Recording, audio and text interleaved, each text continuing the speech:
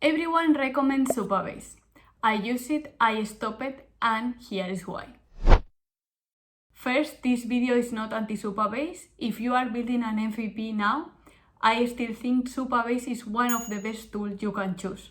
I just want to give you my real experience after building multiple SaaS and explain you why I moved away. When I started, Supabase was a no-brainer. I need to move fast, database ready, safety, policies, storage, developer, great experience with a nice interface. So Supabase has all for me. I was a junior developer building my first SaaS, so Supabase allowed me to move fast. The problem arrived when I was launching. When you have 5 users in your database, everything runs perfectly. But the problem is when you get real users. When you have around 500 users in your database is when all these problems arise. Egress spiked crazily in one of my projects and I tried to identify why and I couldn't find the reason. There was nothing special, there were no more users, there were no more requests, so I didn't know why, so I decided to contact Supabase. And they also investigate and they didn't know why this egress was spiking. So even for one moment, I thought to upgrading my free plan to the next one, the business one or the $20 a month plan. At the end, I decided to move away because if they didn't know the reason why this egress was spiking, why have to pay for that? Also, I saw on the news that there were like some crazy bills on Supabase, and if I cannot control a tool, I just feel like I don't want that tool. So that was my main reason to move away. So the problem wasn't Supabase is expensive, the problem is Supabase is unpredictable. When you are running a SaaS, you don't need tools to be cheap, but you want them to be boring and predictable. At this point, something similar happened as well with Vercel, so I decided to move away everything to my own VPS and Coolify. The other reason that made me move away from Supabase was the fact that Supabase can pause or stop your project anytime they want and is as well very unpredictable. So I just want to have control over my SaaS and over my database, as I said. So this was the other reason.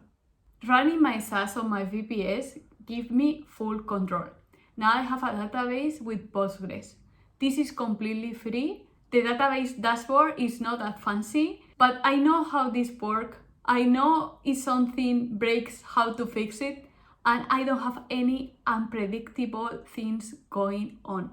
Also, at the end, I ended up paying nothing for my database. My VPS and Coolify allowed me to have a free storage as well with Minio. But this is a different story and video topic. Setting your database on your VPS and Coolify for the first time will require more time and it will be harder than setting your database on Supabase, obviously.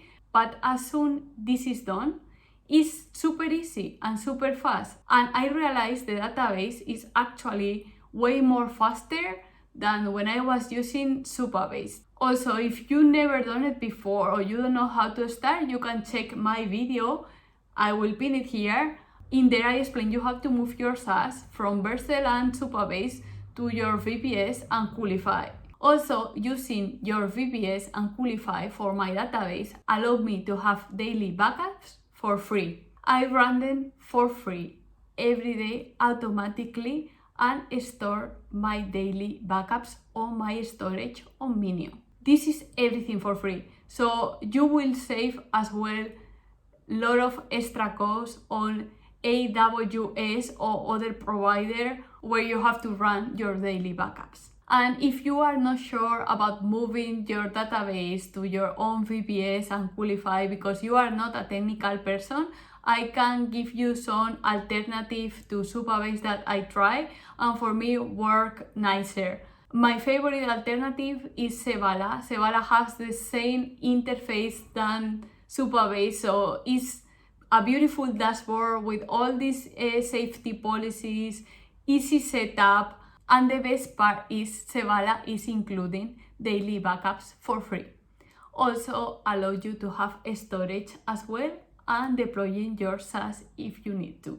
So you have everything in one place if you want. And my best recommendation for you if you are starting your SaaS right now is just use a ORM like Prisma. So just don't use Supabase function and don't connect straight away to your database, because in case you want to move later in the future, you will need to refactor your whole code. But if you are using Prisma, you can easily move away from one database to the other, just changing the database URL.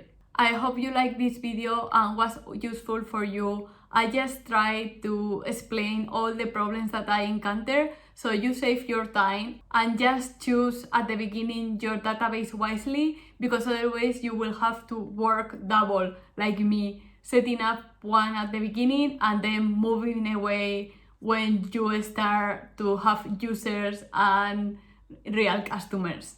If you find this useful, just like, subscribe, and drop any question you have below and I will reply. See you on the next video.